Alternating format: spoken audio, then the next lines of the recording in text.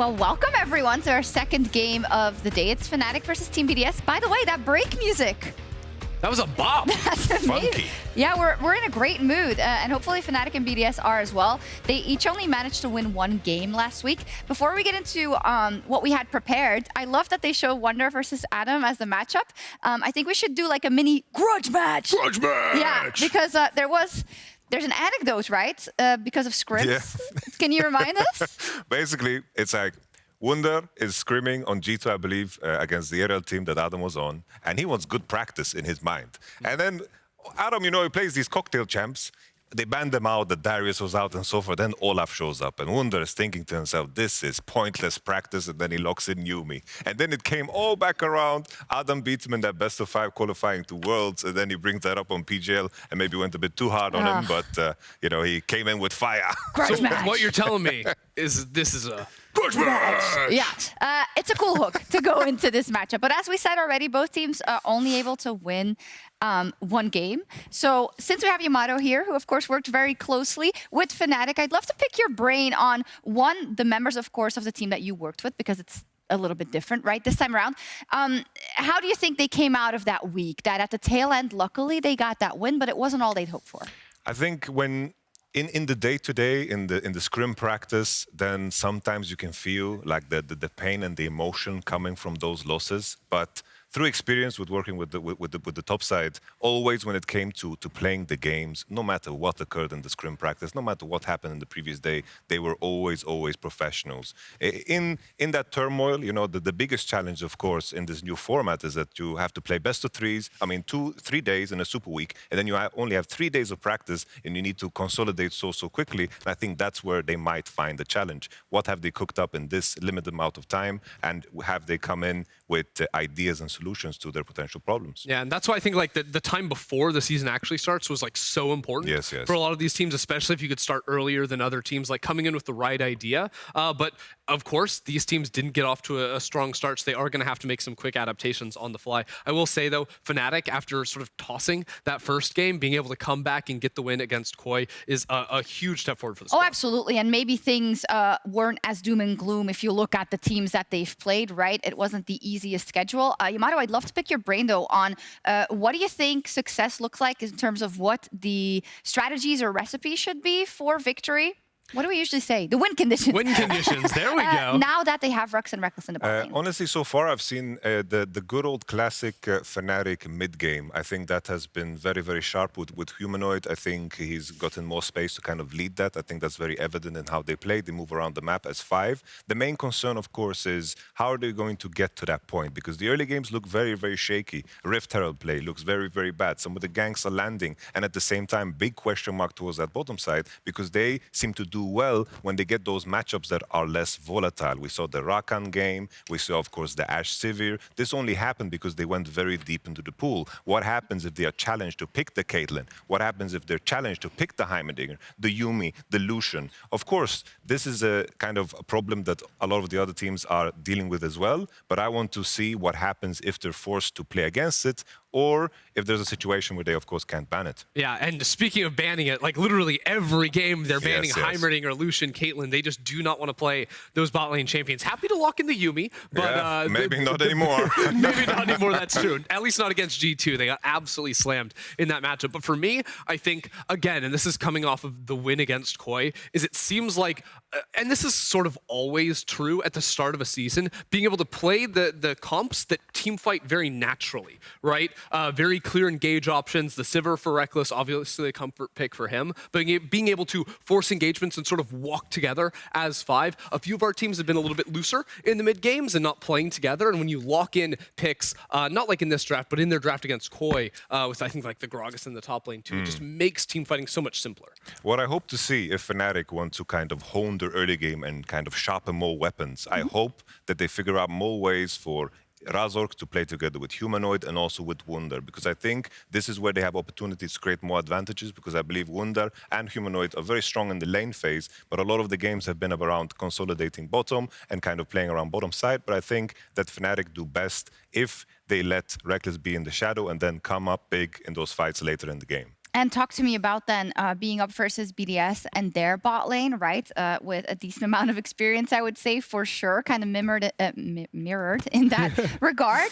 Although I don't think we maybe saw everything we wanted to. Where are the possibilities here for BDS? I think BDS, I think you can see in their macro, in the mid to late game, you can see like hints of what you kind of expect from an ERL team, which is kind of natural considering where they are coming from and how this roster was built. I think that their main strength so far has been, Crownie on the Caitlyn and also Labrov playing the ranged champions. Labrov has always hovered around very high up on the ladder, and I think when the meta is very ranged champion focused, if they can play the Caitlyn Lux, I think this is where they can potentially, have an angle to beat Fnatic. If there's a way, I think it would be through bots. Maybe Adam can create some chaos on the top side with his cocktail champion picks, but the main struggle for BDS will be how they handle the mid to late game, because even in that game against SK, that was very dirty. Yeah. That was a win for them. And I think that's almost like the nature of how this team has been playing. Yeah, the Baron definitely problems there. But for me, I think they locked on to the Akali pick in mid lane for Nuke last week. It went pretty well for them. I think in their second game, they lock it in again in game 3.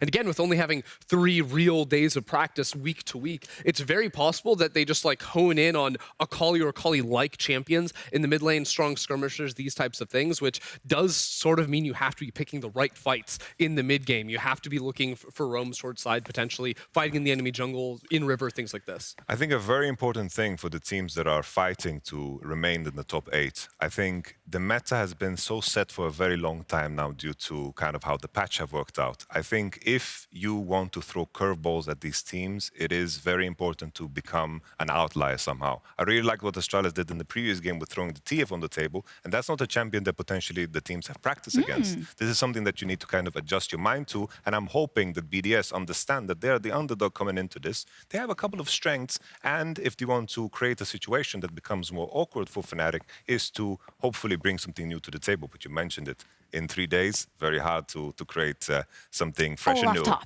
Olaf, yeah, that's new. No one's ever heard of Adam picking Olaf top. Last week, actually. Yeah, exactly. He also played in LPL, actually. But it's to tilt Wunder solely. Hey, maybe we see the Olaf versus Yuumi matchup. I don't know. I think that for me, my concern almost with BDS is I think they will keep playing like these aggressive top lane picks, these sort of like assassin or fighting mid laners as well. And in contrast to Fnatic, who found success playing very simple force fights as 5 team comp, that is not how those champions operate. I think it's much harder to figure out how you're supposed to team fight with them. So it's much more up to Nuke having like a pop-off game where he's able to find a lot of successful fights repeatedly. And that's why I see BDS struggling if they continue going down this route. I don't think it's a very easily repeatable way to succeed. And just to add as well, I think in that game that they won against SK, they were hovering around Crownie so much, but they were doing it with champions like Akali. They were doing with champions that would rather flank,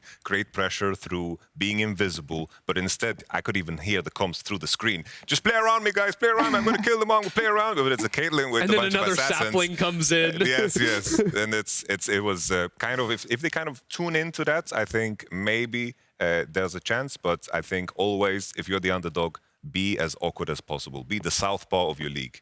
I like it. Be as awkward as possible, maybe with, the things that Fnatic haven't shown yet in the bot lane, or what they seem to be a little bit more unwilling to play. What did you see? Oh, I was just going to say, talking about being awkward, I'm like watching Crownie try to drink his water bottle with the microphone on his face. Yeah, always an awkward one. So maybe we get a soundbite out of Yamato in terms of kind of the new Fnatic and what you kind of think their ceiling or their possibilities are going to be this season. I think the main thing, I think on paper, I think Upset and Hilly, it's very hard to compete in terms of how they are as individuals and how lethal they are in the bottom side. But I think if there is a new ceiling for them to be found, I think it comes through how their top side operates and if their limits are going to be exceeded in terms of what they did in contrast to the previous year. Can Wunder, Humanoid and Razork then play better together with the new teammates and maybe add a flair of leadership? Maybe can support more their ideas in the game, and then maybe this is a way forward, because last year a lot of our advantages came through bottom side. We took big leads and we won games early and hard, and we didn't do too much around top side and mid, and this is where I believe Fnatic need to reinvent themselves because they don't have the same teeth on bot. Yeah, to be a little bit of a meanie, you did that all the time, and then it like didn't pan out as a lot of people would have thought, I think. I think a lot of people saw the potential in this Fnatic lineup last year, right? That was going to go sky high, basically. Do you think there is more potential now then? Because that should be the point of a roster change, right? I think, always when you look at roster building, Humanoid was at the core of this new rebuild, and they kept the top side. You're hoping that the decision comes from a place that the top side becomes more elevated. The tricky thing about how a season structure is built, for example, for us last year, we were chasing to get into playoffs. We were so close to not get into playoffs. And then we were just fighting in the lower bracket to just stay alive. Then you're going to tune into what works. And this is always going to stagnate growth. The question is, if Fnatic are putting themselves in a situation where their backs are maybe up against the wall, maybe they'll go into those habits of playing what works rather than expanding this idea of maybe playing more through mid, and maybe also putting Wunder in positions to potentially show what he's capable of. Oh, I love that explanation. We'll have to look at that. If you're wondering why we're not in game yet, we are getting ready for game 2, but League officials are investigating a report from players that some display settings need adjustment. We'll be hitting the roof as soon as players are ready. Seems that's pretty important. Your screen's gotta be good. Also, I might be completely off base on this, but I think I remember that Rekkles likes to tweak his visual settings to really increase the not the brightness, but the tone of the colors to make the colors themselves. The contrast. Yeah. I'm pretty sure he likes to do that. I believe it was first Martin, yeah. That they can't see it, so don't tell them. But Labrov just ran off. Come back. Come back, indeed. Anyways, a super interesting perspective. Oh, he's been told to come back. Super interesting perspective on Fnatic, and I think that's kind of as much as we can say for now, because we haven't seen that much. Again, that G2 game week 1, super difficult. More of what we want to see: the death ball comps, etc. You can build many of those, but it won't work for every opponent, right? Obviously. Yes and no. Obviously, you do have to manage some things. Okay, if our bot lane is struggling and you have a G2 situation again, you're just going to get run over. But I think this pattern sort of repeats itself. Every January in LEC, teams that sort of latch on to we pick for strong team fighting. Usually teams aren't as classy, I think, when it comes to closing out the games early on in a season. That's something they have to figure out as time works forward. What you giggling at? Well, did you see that there was 2 people standing around and Adam was looking for something and he was exasperated, and then he was like, oh, he found it, or they found it, hopefully. They found his Olaf. Maybe. No, I just wanted to add, I think in the context of what the meta has been and how since the durability patch and for the last 3 years, the meta has been so Drake-centric. Yeah. So often you see those team fights. As long as you get to those points, I feel like Fnatic, in terms of Dragon execution, has been super, super good. In the Vitality game, they had Soul Point, they had Nash. They managed to set up Drake super, super well. Against Koi, the same thing. Always in those Koi team fights, Jhin was picking up mushrooms in the forest, was completely isolated from his team. That's Timo, not picking wrong up, guy. not throwing. But don't judge his hobbies. I don't know. I continue. I try to find the keep red thread again.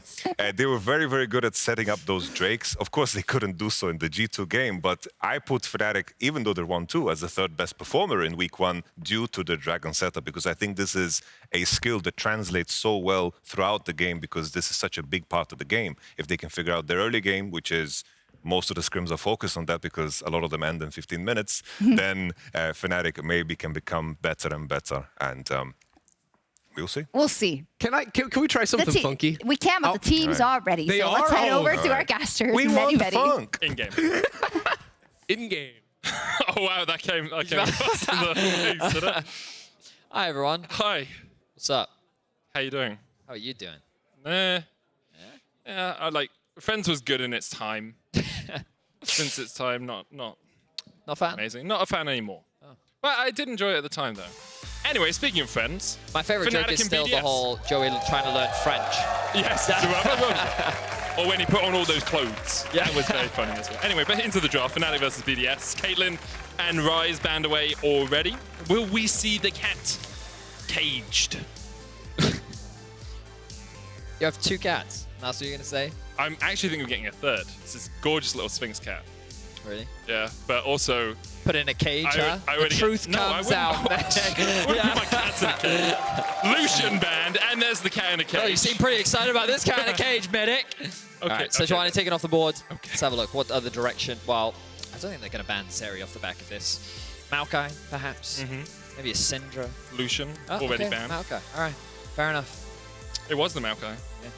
I'm just that good at predictions. Like the Amazon rainforest, not that many trees in this game. Well, now Fnatic looking for their first pick. Where are we looking at it? Like there's so many powerful picks. I'm going to say Ashe. It is going to be an Ashe. They could steal away the Heimerdinger BDS here. What I am interested in, as you heard the desk talking about it, Heimerdinger is very commonly banned by Fnatic. Mainly because when we look at rhuckz as a player, he's the type of support that prefers the engage style. You know? But we did see him bring out the Ashe last week. Very good Ashe. So I actually think that Fnatic has no intention of playing the Heimerdinger. Okay. I think that they're purely taking the Ashe away to keep the flexibility open. But I do think that they're actually going to put it in support. They're going to respond with something different for AD carry. Wouldn't be surprised to see something like a Jhin come out from someone like Rekkles. They may even go for the Sivir once again, depending on what the rest of the comp is like. Yeah, it looks like BDS aligned with your expectations, not picking their support here, not going for that Heimer instead. Varus and the Wukong. Labrov did bring out Heimer support last week. It wasn't the best showing. Level 1 he tried to trade and then failed, and then after that didn't really look for many more trades. Fnatic though here, probably jungle support. You could go jungle mid if you want. Ezreal Ashe, bit of poke down towards that bottom lane. Ezreal of course very self-sufficient as well, means that he can just escape from any possible fights, and Razork can go around the map. So there's the Ezreal. Now Fnatic looking for their third pick. Probably something like a Vi. They could also go for something like a Viego. Yeah. You could go for both of those. You could go for both of those. I agree. I wish the jungle meta was... Zach? I mean, I'd be very surprised. Oh yeah, of course. Like, I'm actually a little surprised that they didn't prioritize the jungle here, because then, if you do then ban out things like the Vi and the Viego, you really are pinching the core champion pool that we do see. Of course, Razork did bring out the Kindred last week, something that he is still proficient on. But something that we haven't really seen a lot of is Trundle. I still think Trundle can be pretty good into a lot of these jungle matchups, but whether or not teams still want to go in that direction, yet to be seen. Still though, K'Sante, obviously a very strong champion, and Adam, I would say surprisingly, but it's not. He is known for his Olaf, a champion that he's very comfortable on. Of course, Wunder does have some experience. If you were listening to the Analyst desk, they were talking about this Adam's Olaf before, how Wunder argued perhaps not the most valuable practice, but well, we're going to have to see how he does against it as he plays K'Sante. Hope he's warmed up before today against that Olaf. We're on to the second ban phase now. Might look towards those mid lanes, jungle bans as well from BDS, the Vi, something that you did pick up on. I think Fnatic will probably want a little bit more engage as well from their jungle, but they could so just far say... in the LEC, there have been 7 jungle champions played. Okay, let me guess. Sedge, yeah. Vi, yeah. Wukong, yeah. Viego, yeah. Maokai, yeah. Kindred from Razork, yeah. and then Yike played Graves that one time. Graves, yeah, and then that's it. So if you look on your screen, that's 4 of them, of the 7 now gone. Okay. And I think BDS could also just ban Viego here if they wanted to. Not that I think Viego is necessarily the strongest here. They might be more afraid of something like a Kindred or a Graves, which is exactly what they're going to do. So now that's 5 of the 7 gone. So the question is now, what direction does Razork want to go with his jungle matchup? Of course, it's not that... Well, actually, I say it's not that he doesn't have a deep pool. Last split, he pretty much only played Poppy, Sejuani, and Trundle, and then that was it. And that's nothing against Fnatic or Razork. It was just that's what he played. So we will have to wait and see. Trundle is something I think he could go for, but again, we'll hold our breath for now. Support still needed to come through from BDS, and the Nautilus going to be removed by Fnatic to limit some of that engage potential or follow-up that would pair up nicely with the Wukong. Heimerdinger will be the direction, though, which shouldn't come as that much of a surprise, considering as we have, as you rightly said, seen Labrov go for that champion before. It also allows Nuke to counter pick on R5 here. Means that he knows what he's playing into, both the jungle and the mid matchup. And I mean, I was trying to think if there's any flexibility in this Fnatic draft, and I really don't think there is. I have seen some Ezreal mids in solo queue, but I sincerely doubt. I've also seen an Ashe mid that absolutely destroyed us, but I sincerely doubt that anything like that's going to happen. I was going to say, I expect something like an Azir. When you have Ezreal, your range tends to be the name of the game, and you can see that Fnatic is playing a little bit more of a distance range. Number 6. Yeah. Number 8. I think that the problem with Fnatic's comp right now is they are a little bit limited in engage, and it's a very similar issue that Astralis had in the previous game. It's not easy to start fights. You're very reliant on Ashe landing your arrow, potentially K'Sante finding a flank, But if you're Fnatic, you always want to be on the objectives first. You want the opposition to come into you. You want to leverage your range. You want to leverage the disengage tools that you have and basically make it difficult for BDS to actually come close. BDS, on the other hand, have a lot of engage tools. Yep. Ideally, they want to find these flanks, but you look at Wukong, you have Heimerdinger ultimate with the grenades, potentially. You have Varus ultimate. You have Olaf pressing R and Ghost. And then you have really good teamfight value from Viktor. So I'd say overall, BDS's comp is a little bit easier to play. It's not the easiest when it comes to face checking. You do have the turrets that can be used to like spot out some wards. Of course, again, walking into this Fnatic comp is very difficult, but in terms of ease of execution, I think BDS have gotten themselves a pretty well-rounded composition that does give them a lot of options. I think in terms of their early game, Sheo should try to be active on the map, see if you can get Adam ahead, perhaps on the top side, or maybe want to try and leverage the pressure they should be able to generate on the bot side of the map with a Varus and a Heimerdinger. The main thing that's likely to be quiet is this mid lane matchup. Viktor versus Azir, scaling, mages, a lot of poking. Wouldn't be surprised to see Humanoid get that early push, though, off the back of the Azir wave clear. So, yeah, nothing too crazy. I would say that we're seeing a lot of meta stuff, as we often do, but very important wins for both sides. They both sit at 1 and 2 at the bottom of the standings right now. Both of them tied right now. If you can pick up a win here, you can get yourselves up into what would be a group stage position. Fnatic obviously had a very difficult week last week with Vitality, G2, and Koi now trying to start themselves on winning ways. BDS, every game is a mammoth battle for them. They picked up that one win versus SK, but can they do more? Can they take down a veritable titan in comparison? Fnatic versus BDS up next.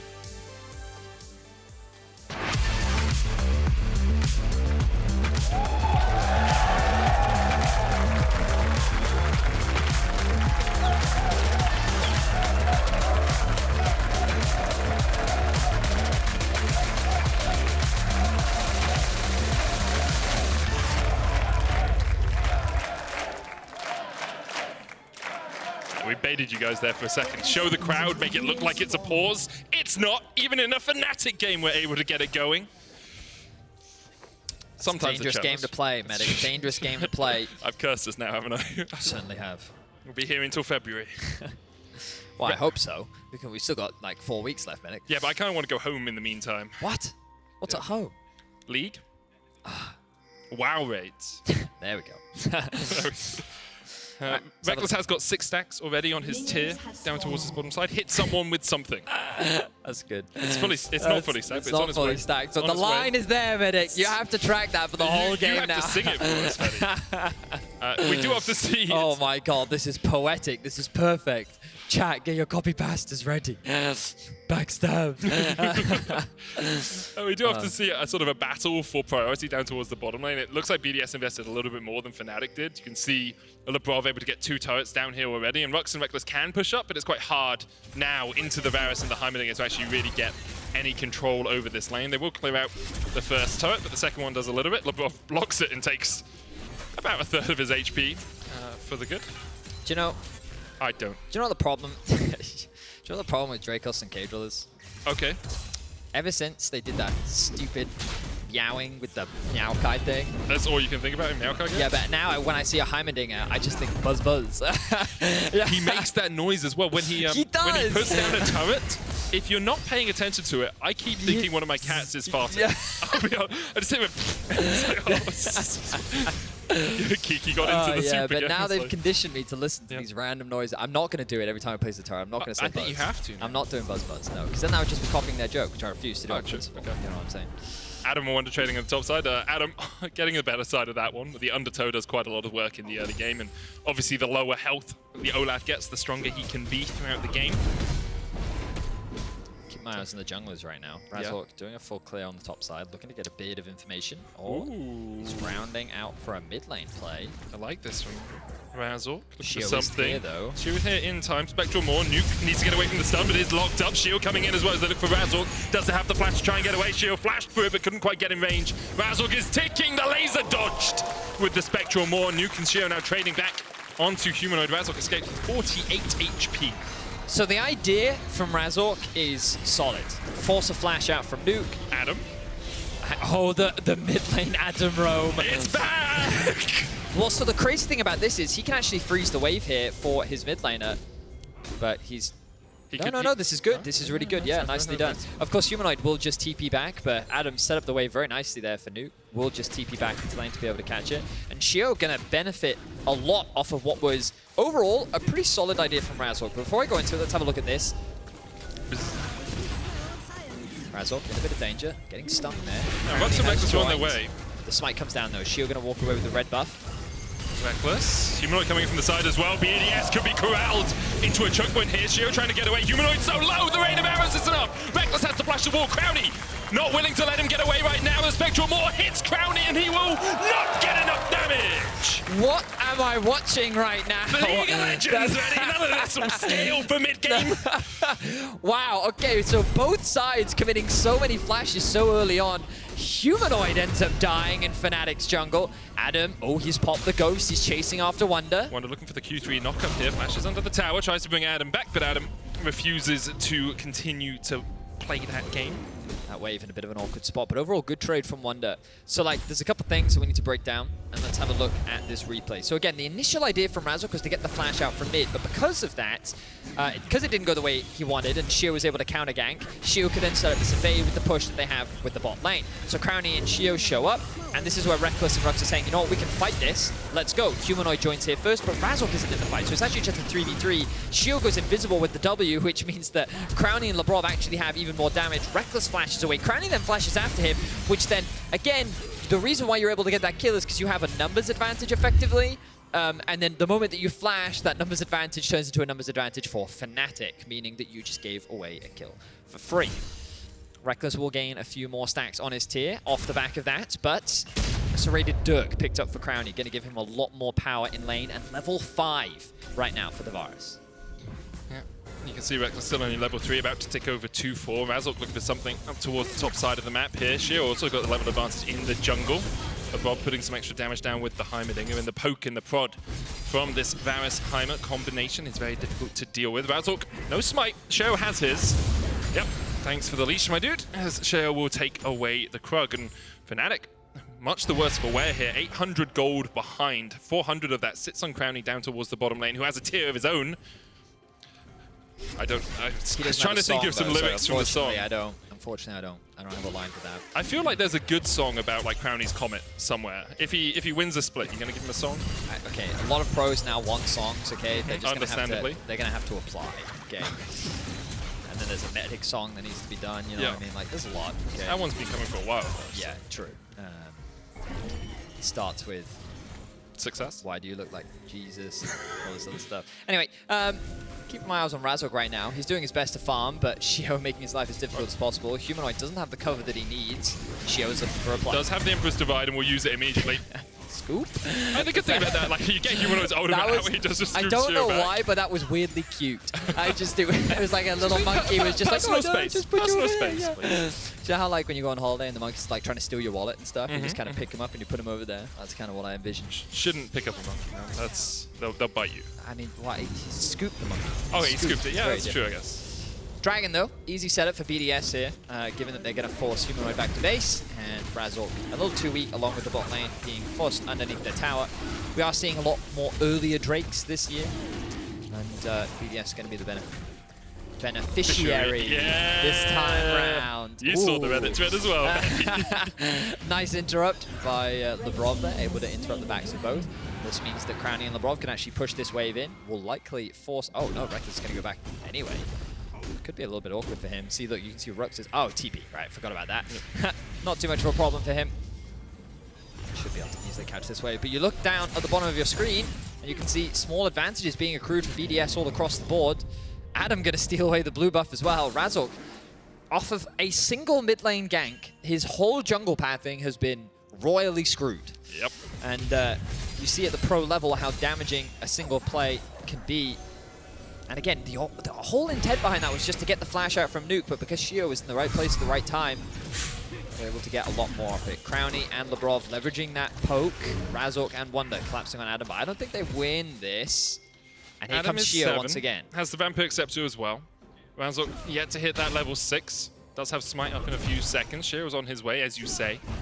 The Rift Herald, or the Scuttler, perhaps the main target for these teams. The Sheo will take that one away, and Razork's going to fall 5 camps behind in the jungle right now.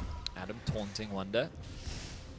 It's very obnoxious to deal with an Olaf in general. The saving grace when playing into this matchup is that he often runs out of mana, because a lot of his damage comes from the spammability of his Q.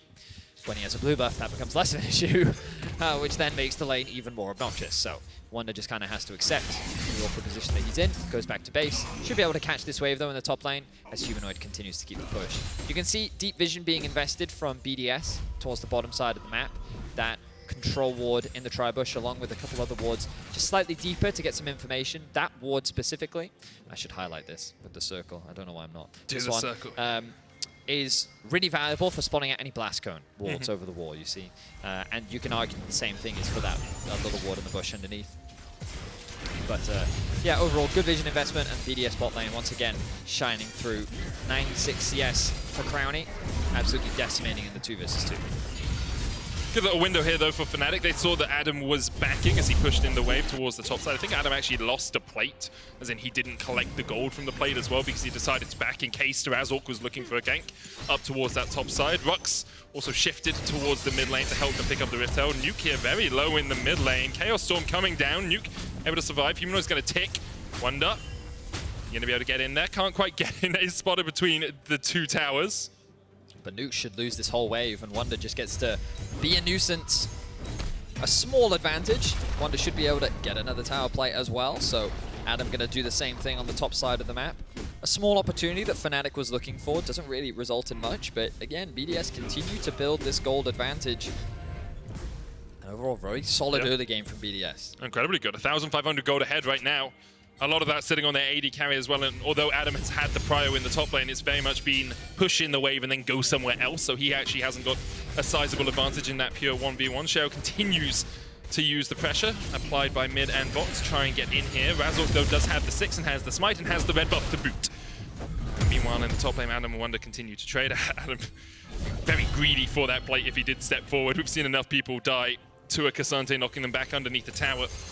Even Adam could fall prey to that. BDS is looking for something. I mean, I like this from Sheo, because all you're doing is marking Razork as much as possible so that your bot lane can push it. There's nothing there for you on the bottom side as the arrow goes wide. Chain of Corruption is going to land. A lot of damage down, but it's not going to be enough to kill off Rhuckz. But the damage is being done. Constant pressure, yeah. Yeah, that's the important thing. You're chipping away at the health bars of Fnatic's bot lane, and you're making it easy to secure these plates. And now look, they're forced to go back. Rekkles won't have his TP available, and BDS should be able to secure more plates, only creating a bigger gap in terms of the CS. And Razork going to get punished, bullied once again by Sheo. It's actually just really smart, because they know now the Fnatic bot lane's gone, so Sheo can step forward and try and apply some more pressure in the jungle. Razork now doesn't have an easy way towards that mid lane. Labrov and Crownie going to be able to pick up another plate down towards the bottom side. That's 4. This one is split. I think the last one went to only Labrov, so he was the only guy attacking the tower at the time. Just BDS and the side lanes are continuing to largely generate leads off the back of these plates. 3 secured in top, 4 secured in bot. Now, the problem for BDS is that this dragon spawns in about 30 seconds time and they need to reset. The Youmuu's has been picked up for Crownie. Wunder, though, has his eyes on Adam. Adam has Ragnarok. He's going to try and turn this one around. Wunder, you can go all out, but you can't get the Viking under your tower. Flashes, the chase continues. Wunder cannot escape. Adam brings down the axe, takes the solo kill in the top lane. And that's the second time we've seen a Cassante get solo killed today. Well played by Adam, but Fnatic now on the offensive. They're going to drop the Herald in mid. Herald will get a charge in. 3 plates almost as Humanoid. There's the 3rd. Will secure it, but Dragon up. Adam, full tower top lane. Wunder not alive for 7 seconds. No TP on him either. Although Fnatic currently have the prio in the river, have the control over that area. I have to feel like BDS should be able to gain a little bit of control of their own. I don't know, actually. Oh, I was going to have a look at the gold, but that's the first turret of the game, by the way. And let's just think about how BDS has gotten to this point. They punished a single gank in mid lane, and off the back of that single play, the bot lane was able to snowball ludicrously out of control. Adam in the isolated 1v1 is just dominating Wunder. And BDS have built themselves a 3.5k gold lead, largely off of individual advantages. Yeah. And that's great to see for a team like BDS, a team that you expect to be at the bottom of the standings, a team that largely upgraded their academy team, well, the ERL team, up to the LEC. And for many players that have not had successful pasts, I would say, in the LEC. Now, of course, they still find themselves at 1 and 2. But to get a win over Fnatic with the length of the season and the importance of every single win would be massive, and BDS right now is in a prime position. Arrow lands on Labrov. He does have the flash, but Razork's on his way in. The Mega Turret goes down, but Labrov unable to survive. Heartbreaker in by Razork, steals away the soul of the Heimerdinger too, but he will fall. Rekkles diving forward now. Crownie was stunned, he'll flash. Rekkles, you got a flash of your own, you're going to chase any further. Decides against it.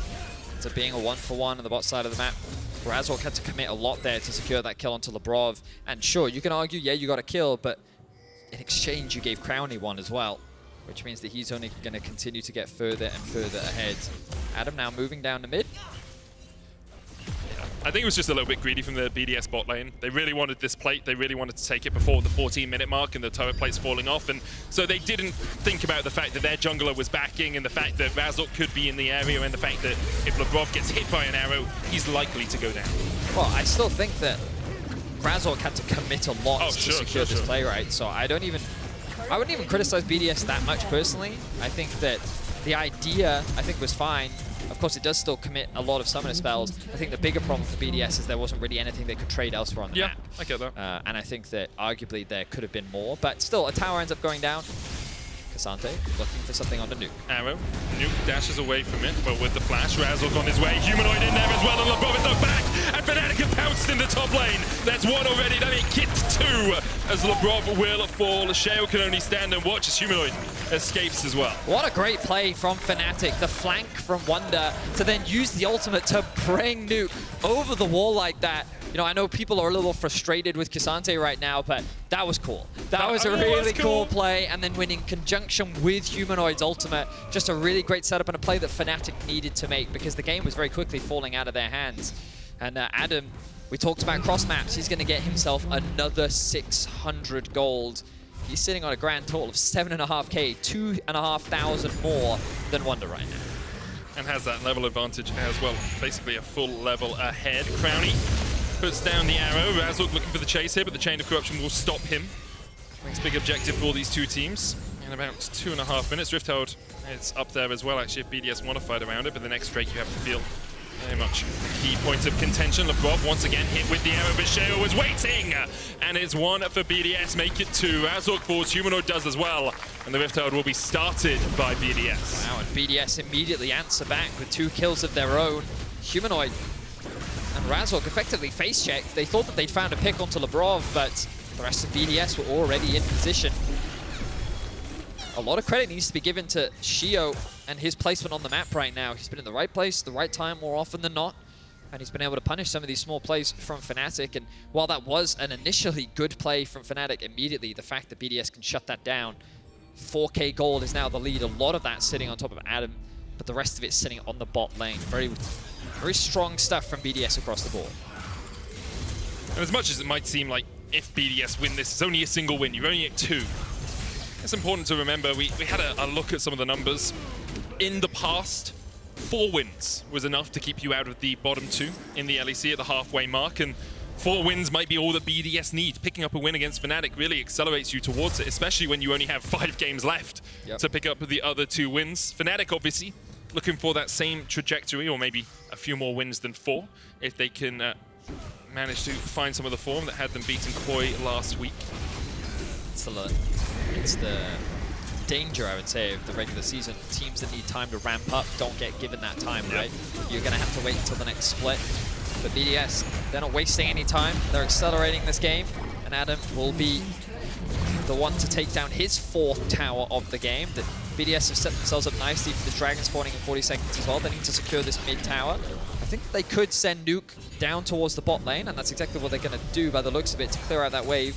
It is slow pushing in their favor, so maybe they just want to leave it for the time being, but they have easy access into the river. Adam going to go back, quickly spend his money, pick up the Jack Show. Protein shake. Protein shake, yeah. Apparently that's what they call it in O's. Now I picked it up as well, because it's Jack Show the Protean is the full name of the item, so they call it the protein shake. Did you just agree with me without having any idea? Yeah, I just assumed because it was Brolaf. You know what I mean? No. He's just like, well, he's got to get his... It's even more sophisticated, yeah, he's literally just taken down 4 towers, Medic. It's important that you get the protein in so that your muscles recover, right? It's very important for Someone actively working out. Meanwhile, Wunder looking for a flank, does have control of the bot side of the map right now. Fnatic are creating this pincer movement, which is kind of the best way for them to start a fight. Humanoid does have the TP, but it looks like that they're not going to try and contest it right now. They recognize how much weaker they are.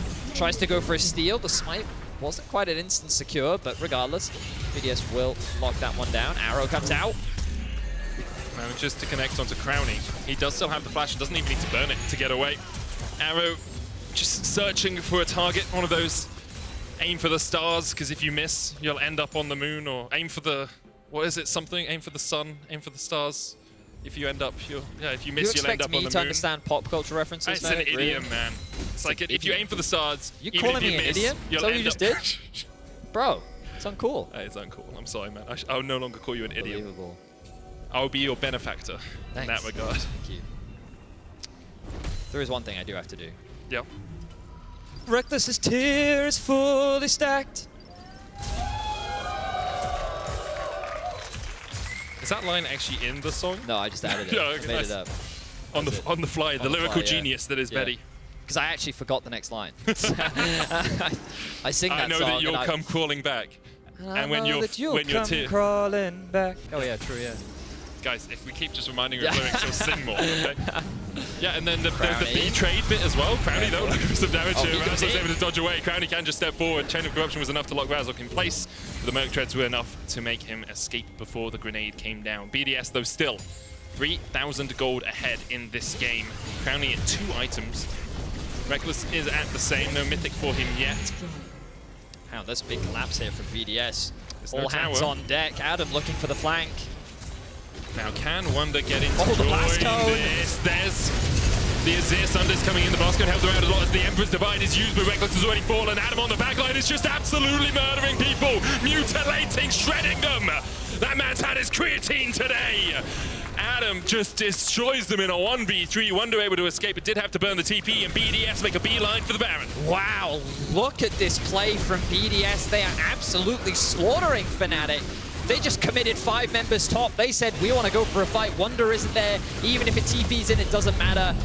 And they herded them like sheep underneath the Azir tower, but it was not enough to protect them from the wolf that was Adam.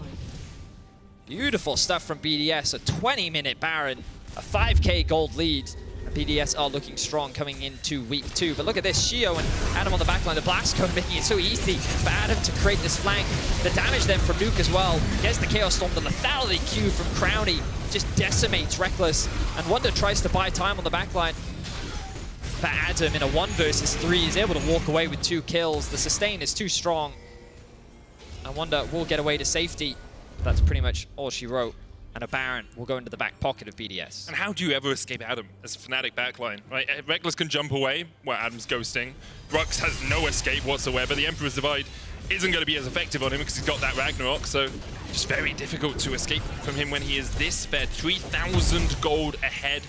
Second highest CS in the game as well. Highest level at 14. Only becomes trickier for Fnatic from here. Sheo's going to meet Razork. rhuckz trying to put some damage down as well, but Sheo very much wins out on this one with the rockets coming in as well from Labrov. Especially 2 junglers just basic attack each other. Slap, slap, slap, slap, slap. And then rockets just fly in your face. Like, okay, cool, I'll chill, I'll back off. But of course, BDS, they can just keep pressuring now. The 4-1 setup that they have Adam keeping push in mid. Crownie. Just get the Comet connects. low, and they're going to leave him to die. Get in and get the shot down. Wunder coming in as well. Adam's going to try and join his team, but he doesn't have the ghost. He's only got the flash, and now Wunder is on the chase. In a 3v5, can BDS turn it around? Another shot down, another. Fnatic found a fight down towards the bottom side. Adam was nowhere near it. The Heartbreaker on the chase. Not going to go any further. Wow, Fnatic. They punish BDS. And it's a massive and much needed punishment. Look at how much gold they got off the back of that. So many shutdowns were handed over to Razork and Wunder. And it's just going to stop BDS in their tracks. And it's just off the back of a single arrow. Good poke damage coming out from the Azir. The Ezreal ultimate combined with the Ashe arrow. There's nothing they can do for Crownie. He's not running the cleanse. There's no way for him to escape. Razork gets that initial pick. And then he's the one that can dish out the damage, gets the resets going. And without Adam here, which is where a lot of the gold is sitting on, it's very difficult for BDS to really convert this into anything else. Really great awareness there from Fnatic to recognize where they could force this fight. And at the very least, they're back in the game. unenthusiastic either there backstage. Just like, yeah, that's the first step. We've got the first piece of the jigsaw sorted. We still have to fill in the rest. And Fnatic still. Dragon fight is going to be extremely important. Chemsoul on a Yuumi is stronger than Olaf. I'm going to say he's slightly stronger. Well, arguably it's useless because Tenacity didn't do it before. Yeah, but you do more damage and take less damage under 50% health with the Soul, right? So, Arrow onto Sheo. They'll be melted by Fnatic. They're not even going to give BDS a window, but BDS is looking for the fight. Sheo can get in here with the Cyclone. Adam running in as well, but he's already down to half HP. Labrov trying to put some turrets down. Crownie low. Razork dashing forward. Not quite enough damage. But Rekkles and Razork able to hold BDS at bay. Things are starting to crumble a little bit for BDS.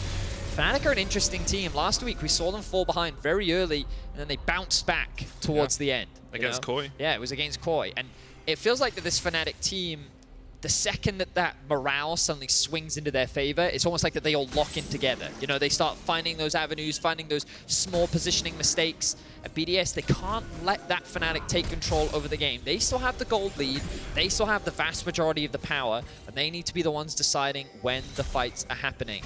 If you give this Fnatic lineup those small windows of opportunity, they will not hesitate to strike. Humanoid is only going to continue to get stronger. You can see he actually has a 1.4k gold lead over his lane opponent. He's been farming very well.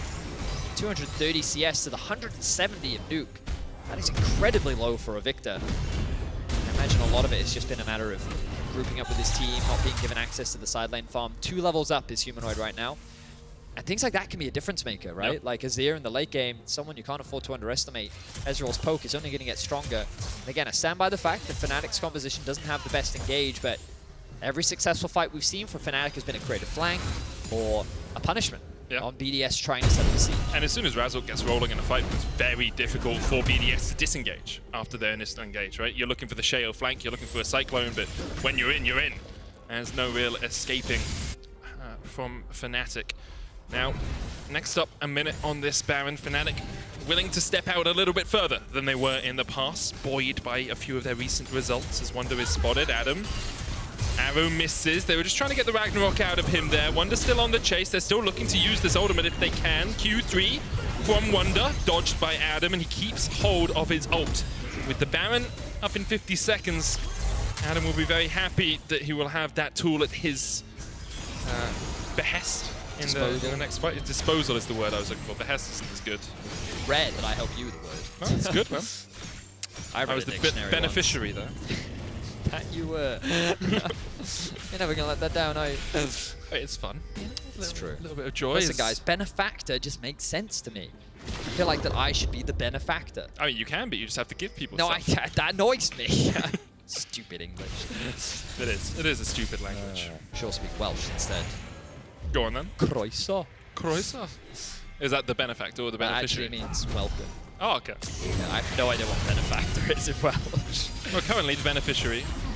And all the people listening to us talk about this instead of talking about this Baron set. Now, BDS have set up around it. They've got the vision control. Fnatic reset.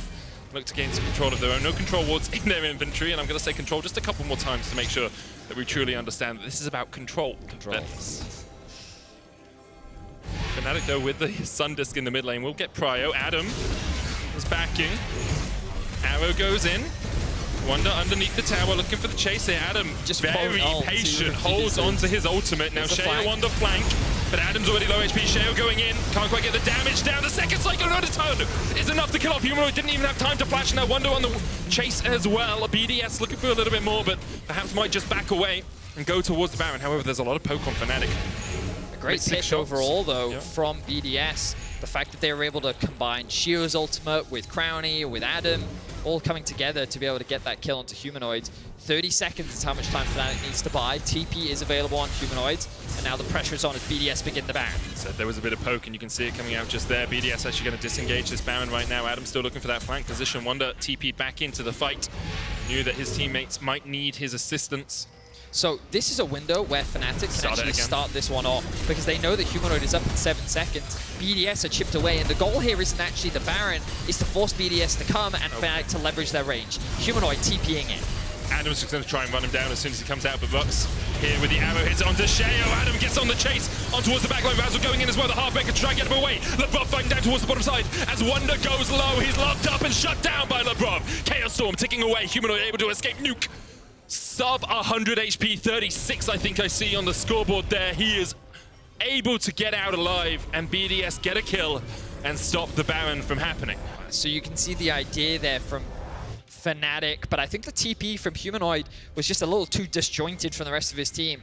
BDS had a good idea, thanks to Adam still having his ultimate available, means that the second that the ultimate came through from Humanoid, he was able to just tank it up and they could force him out of the fight. Razork then commits and the rest of his team can't really join the fray.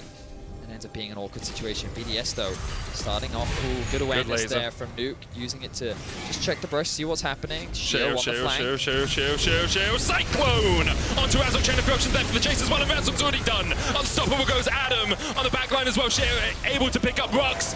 The more shield, not enough. I think that was a comment from Humanoid, just enough damage to pick up the kill, maybe in a Luden's proc actually, as Fnatic are able to cull away the jungler. Rekkles dashing, dodging, diving, dipping, weaving.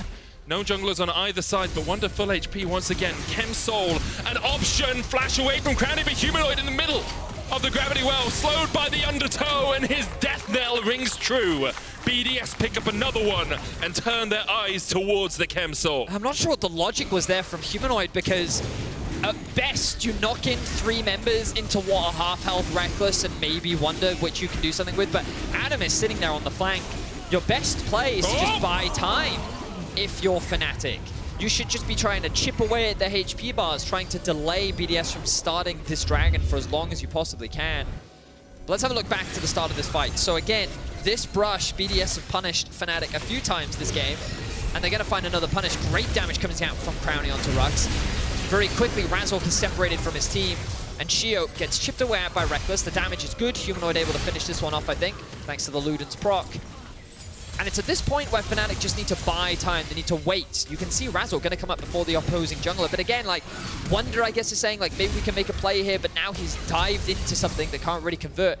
And I feel like that the call here from Fnatic, it just wasn't it. They needed to leverage their range. They needed to try and chip away at BDS, but now they've handed over Assault.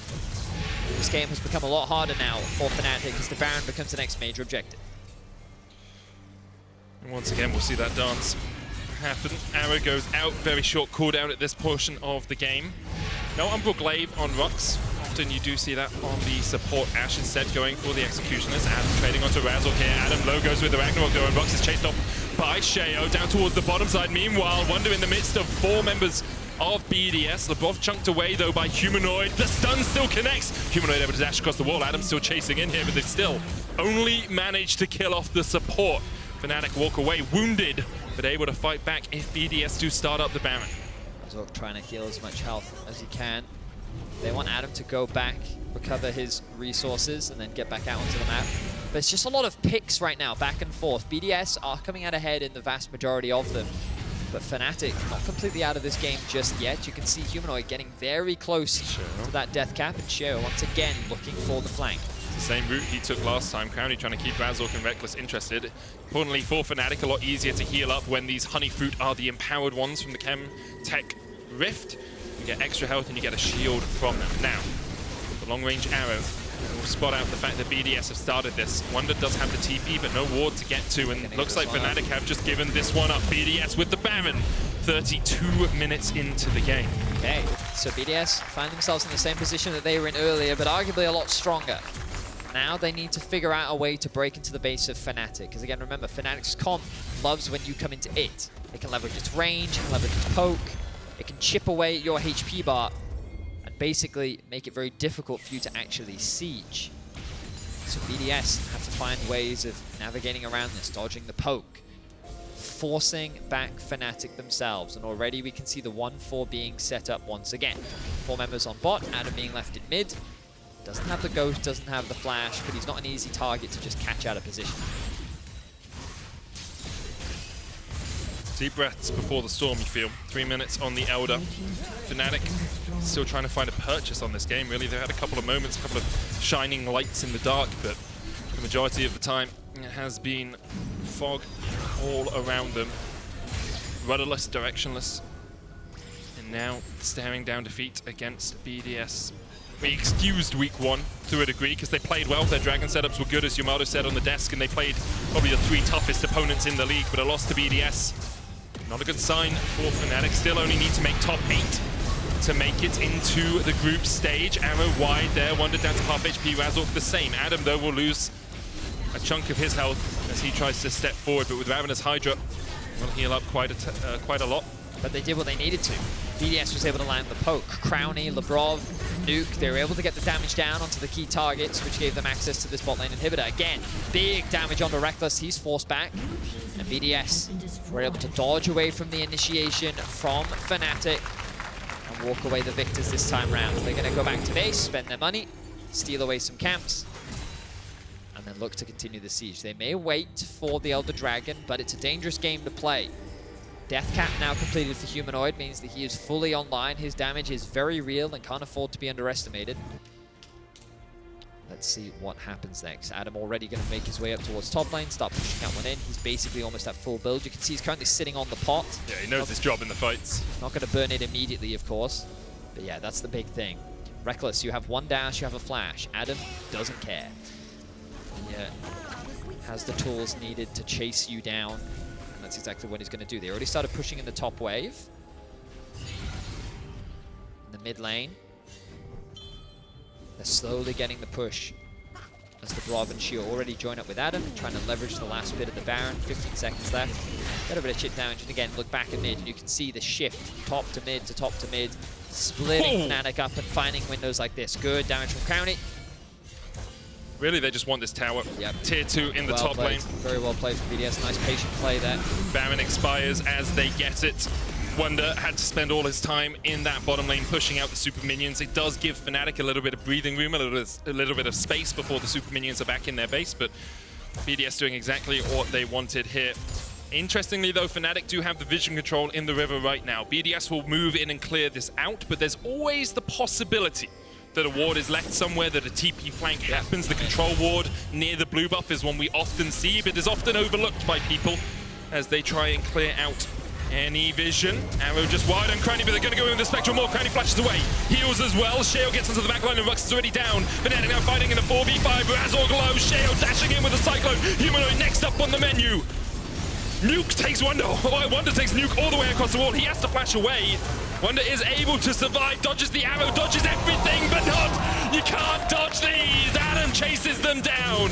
Humanoid up next, no escape from the undertow. Adam with a double. Now in a 1v4, he's looking to make it a triple. Can't quite secure the final couple of kills, but the Elder will be forfeit for Fnatic. Maybe their entire base will lay in ruins. Fnatic thought that they'd found a pick onto Crownie, but he was able to buy enough time and turn the fight around. Sheo and Nuke shutting down rhuckz right from the get-go. The Ashe arrow never even came out. Humanoid's ultimate never got activated. And you can see how quickly BDS was there to respond. Labrov offering what he can. Good side set from Crownie. Yes, the commitment came through from Razork, but then he didn't want to commit onto that kill. Thought he'd separated too much, and then the damage. Watch this from Crownie. Half his HP already gone, and that was the window that Sheo needed. Razork is forced out. Humanoid's forced out. Wunder tries to split up the fight as much as he can, but he only gets him closer to Adam. And it's at this point where Adam says, okay, you've had your fun. My turn to clean things up. Humanoid realizes how much danger he's in, and he's not quite able to get away. You can see Adam just tanking all this up. He's not afraid of them, even remotely. Gets that kill, even looks for more. And then they just disengage, and they should be able to secure the Elder off the back of this. BDS have come into week 2 looking good, and they're looking to get a big win over Fnatic. Even though use the Ember Divide there to keep Sheo away. That Cyclone has been used as well. You can see it's just BDS across the board out damaging their rivals. Double inhibitors down now. Still a minute. Oh, sorry, single inhibitor down. Still a minute before that one respawns, but BDS trying to make it double, trying to make it triple. They continue to push in. Now, Adam has no flash, no ghost, but does have the Ragnarok. Razork realizes this, puts some damage down. The Ragnarok comes out, the arrow will connect, but only onto the retreating Olaf, and a Viking in retreat is unstoppable, it seems, as Humanoid chipped away once again. The arrows from the Varus in this situation against an Elder are just so damn difficult to deal with, because every time you get hit, gets slow, and it becomes very tricky for you to ever find a way to approach the fight. Razork steps in. Chain of Corruption's gonna land, and even with the Heartbreaker, he will tick can be slain by the Elder Drake. Another arrow coming out. Crownie kills off Wunder. Humanoid tries to dash back to safety. Sheo goes golden underneath the Nexus towers, and BDS will be able to wrap this one up, taking the scalp of Fnatic in a massive win for BDS. An impressive game overall from BDS, a 20-minute Baron, an absolute clinic from the side lanes and top and bot. And it brings them one step closer to that top 8, a much-needed win for them. And to get a win over Fnatic is absolutely monumental. Great stuff from BDS. Yeah. Excited to see what else they can bring out here in week 2. Definitely a team I think people had low expectations of, but Fnatic faltering. I think that they made things difficult with their draft. Like, we saw a very similar draft from Astralis, and they found themselves with very similar issues where it's difficult for them to necessarily find the fights that they want. But I think the biggest difference was so much was lost in the side lane. Adam getting a solo kill in top lane. The 2 versus 2 getting so many advantages. It felt like that Fnatic had just given so much up in the early game that by the time that they were ready to fight, they were already too far behind. And while we saw moments of brilliance from them, that bot lane fight, that top lane play, it wasn't enough. And BDS was able to stay calm, stay cool, stay collected. And it was very different from the BDS of last year, where they could find these leads, but then they would very quickly collapse in the mid game. Yeah, I think there were a few of those same mid lane foibles from BDS, a few of those mistakes, but as you say, they were able to regroup, reassess, and manage to close it out in the end. And now sitting at 2-2, which is a very strong position for them. Obviously, it's still only 5 games left for them in the regular season as well, and we're basically halfway. And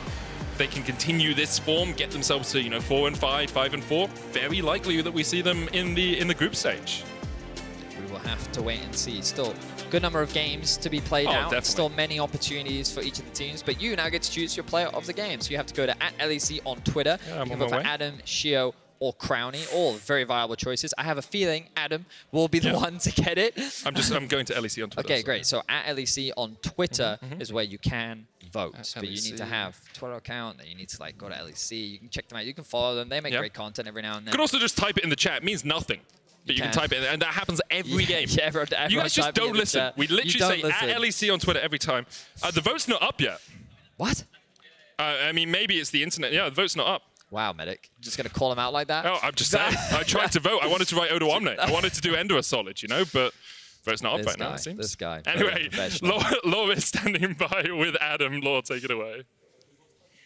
Adam, GG once again for taking this one from an audience and, let's say, backstage perspective. It was an interesting game to watch. How was it for you? Well, I think we were kind of in control the entire game.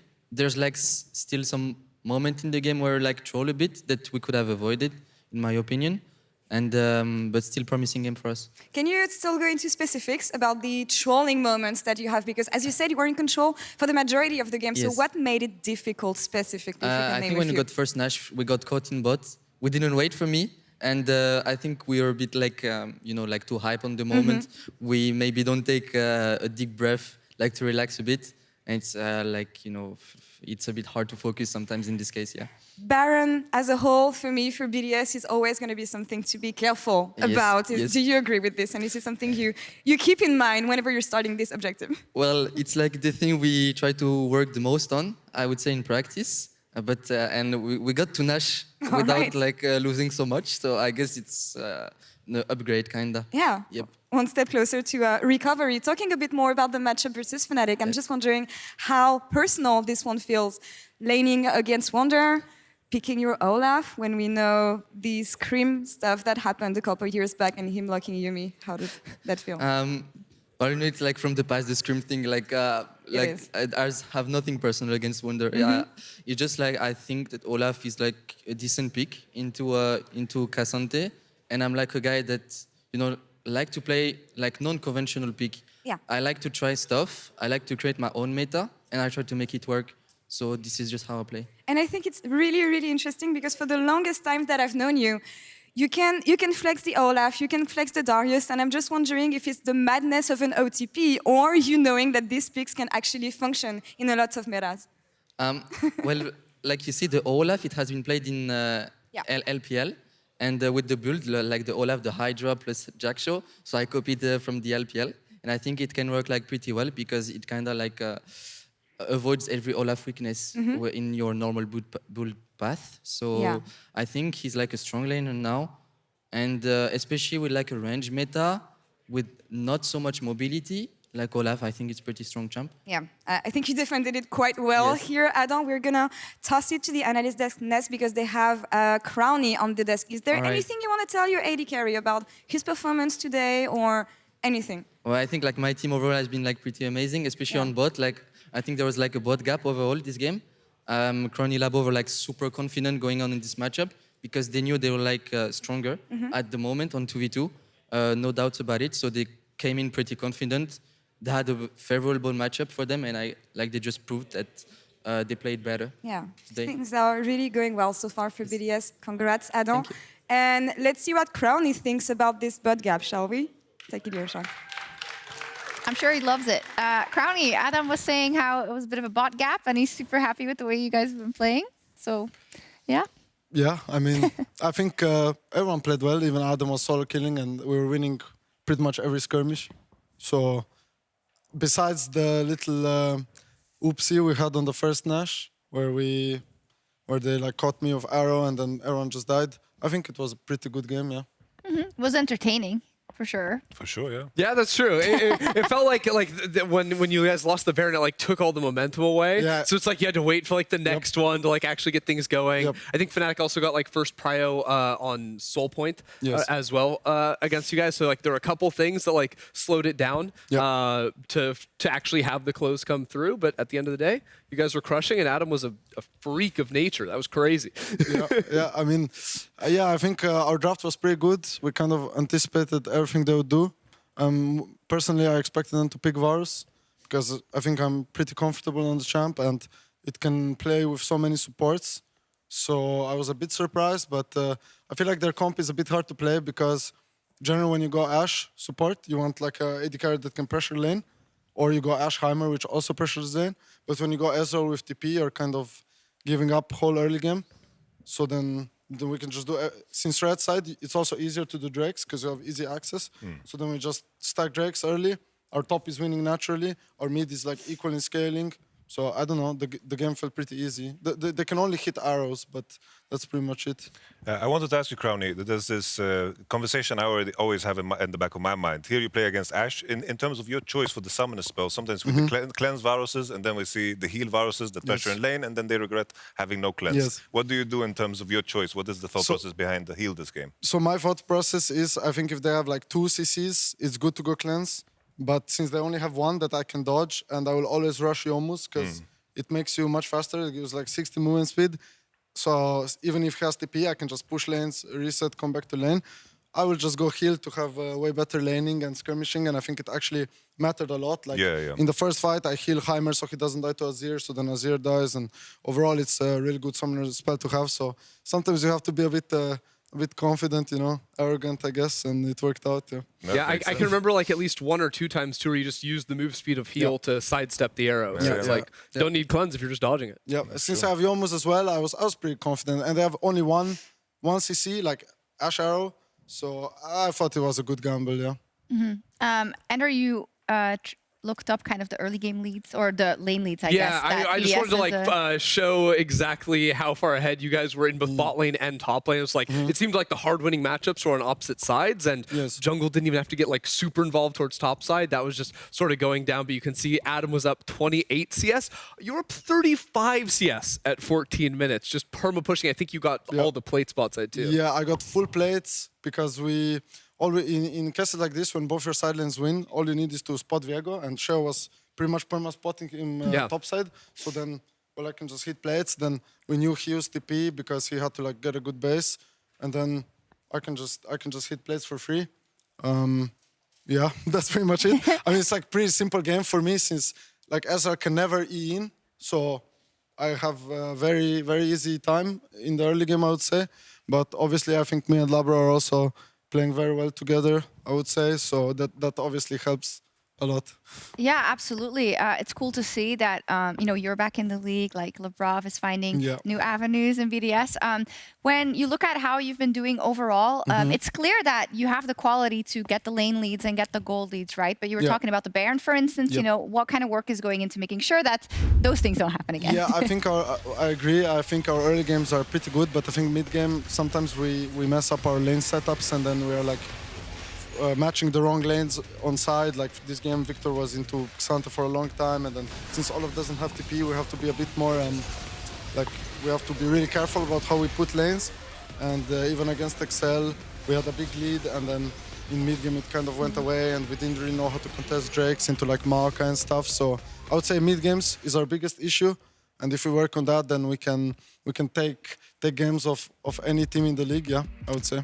Yeah, I would also like to add what I really liked in terms of the adaptation from Sheo and Adam. I remember the game you guys had against SK, where everyone was kind of meatballing around you with champions that I think should create space by finding like flanks and pushing sides. And I saw a lot more of that from Sheo and of course Adam as well on their champs. They found those flanks and they weren't just huddling around you and hoping that you kill them all. Yeah, I mean, even against Excel, like we were like playing like Akali, Darius, and there were like 5 on mid lane trying to attack like the Lethality, which obviously doesn't work. But I think Sheo is very good on Wukong at like finding flanks, and we knew this game if we burst Azir because he has like full squishy build like Rabadon's Void because he has to carry. We just knew if we get the opening on him, he will just die. So as long as you have one flanker, I think you will always find opportunities. So overall, I think it was pretty good, yeah. For sure. All right. Hopeful signs for sure from BDS. It's been a pleasure to watch. And of course, welcome back, Crownie. Thank you, yeah.